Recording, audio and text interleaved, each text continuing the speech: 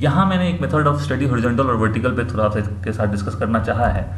इसमें देखिए किस तरह से है कि यहाँ ये जो जीरो है, मान लें कि इसके आगे एडी एनोडोमनी का एरिया है लोकेशन, और ये पूरा एरिया जो है ये BC का है, बिफोर कॉमन एरा, और ये कॉमन एरा है। तो यहाँ से आप स्टार्ट होते हैं, इसमें अर्ली सेंचुरीज़ है, फिर गुप्ता पीरियड है, पोस्ट गुप्ता है, अर्ली मेडाइवल, सल्तनत period, Mughal, colonial period, imperial period और पोस्ट इंडिपेंडेंस। 9 टॉपिक्स यहाँ आते हैं। और इधर अगर हम चलते हैं तो post modern, Mauryan, Buddhism, later Vedic और ऋग्वैदिक, 5 यहाँ आते हैं। टोटल कितने बनते हैं ये? 14। तो हॉरिजॉन्टली ये हम हिस्ट्री को ना 14 अलग अलग सब कैटेगरीज में डिवाइड कर सकते हैं। हमने जो किया क्या है, हमने क्या किया है कि यहाँ पे एक मिल साहब ने कहा कि यहाँ पे डिवीज़न कर दो, तो हमने इसको एंशिएंट कर दिया। फिर यहाँ कहीं से हमने इसको उठाया अर्ली मेडाइवल या मेडाइवल से, और इसको मेडाइवल कर दिया इस पीरियड को, और फिर यहाँ से हमने उठाया इसको मॉडर्न कर दिया। लेकिन अगर आप हिस्ट्री के स्टूडेंट हैं, जो आप देखेंगे तो आप इस तरह वाटर टाइट नहीं कर पाएंगे, क्योंकि सोसाइटी, जो पॉलिटिक्स है, जो एडमिनिस्ट्रेशन है, वो इस तरह ब्रेक नहीं होता है। तो आप इसको खुले रूप में देखिए तो आप इस तरह कोई 14 अलग अलग सब कैटेगरीज में आप डिवाइड कर सकते हैं। और ये जो आप वर्टिकली देखेंगे तो ये 7 अलग अलग सब्जेक्ट्स हैं। कोई भी विषय होगा तो इसी एक 7 का हिस्सा होगा। जो ज्योग्राफी का हिस्सा होगा, या ज्योग्राफी मीन्स की जो लोकेशन था उस टाइम का, ऋग्वेद का लोकेशन क्या था, ऋग्वेद के आर्कियोलॉजिकल एविडेंस क्या मिल रहे हैं, वो ज्योग्राफी में आएगा। सोसाइटी का किस हिस्सा आएगा, पॉलिटिकल होगा, कुछ कल्चरल होगा, कुछ आर्ट एंड आर्किटेक्चर होगा, कुछ रिलीजन होगा और कुछ इकोनॉमी का हिस्सा होगा। तो इस तरह से ये 14 पीरियड हैं और ये 7 अलग अलग टॉपिक्स हैं। इसी में से अलग अलग टाइम पे आप पढ़ते हैं। एक और स्लाइड में आपको नेक्स्ट मैंने आपके लिए ड्रॉ किया है, इसमें देखते हैं। अब इसमें देखिए वही स्लाइड है बेसिक, उसमें यहाँ पे बस ग्रिड बना दिया गया है। ये 14 है, ठीक है, और यहाँ पे 7 है। मैं ये दावा करता हूँ कि हिस्ट्री में कोई भी क्वेश्चन आता है तो वो इसी किसी एक ग्रिड से क्वेश्चन आता है। ये दिख रहे हैं, ये कितने ग्रिड्स हैं? ये हैं टोटल 98 ग्रिड्स। हॉरिजॉन्टली चूंकि ये 14 है और वर्टिकली 7 है, तो 14 × 7 = 98।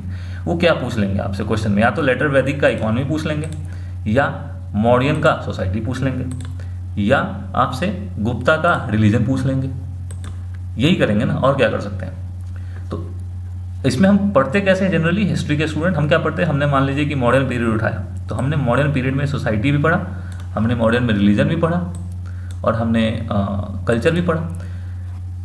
लेकिन एक और पढ़ने का तरीका है कि हम अगर सोसाइटी को उठाएं, और हम सोसाइटी को उठाएं ऋग्वेद से और उसको लेके आ जाएं गुप्ता तक, फिर गुप्ता से उठाएं और फिर लेके आ जाएं मुगल तक, फिर मुगल से उठाया और लेके आ गए पोस्ट इंडिपेंडेंस तक।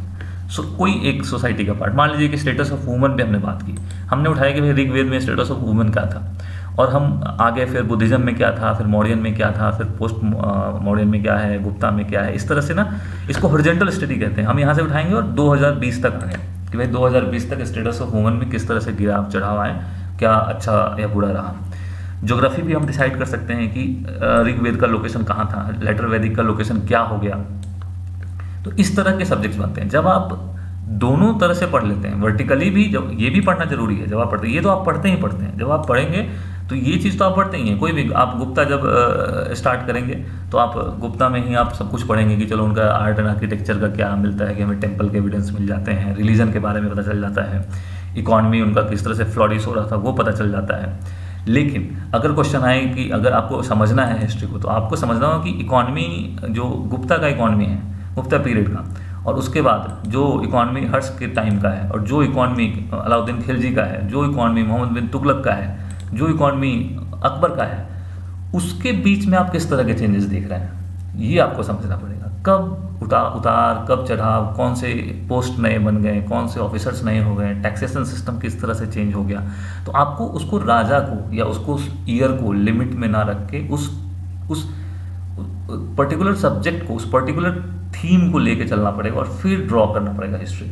तो मैं इस तरह से हिस्ट्री को डिस्कस करना चाह रहा हूँ आपके साथ, क्योंकि अगर आप, क्योंकि जो प्राइमरी मेथड है वो सब यूज़ करके आ रहे हैं, आपने पहले ही पढ़ा, लेकिन ये जो मेथड है ये एक अलग और इम्पोर्टेंट मेथड है।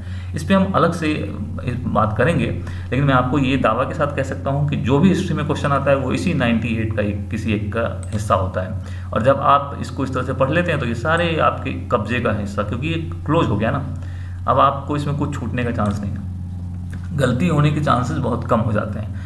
क्योंकि हिस्ट्री में जो क्वेश्चंस हैं वो अनलिमिटेड क्वेश्चन है, कभी भी क्वेश्चन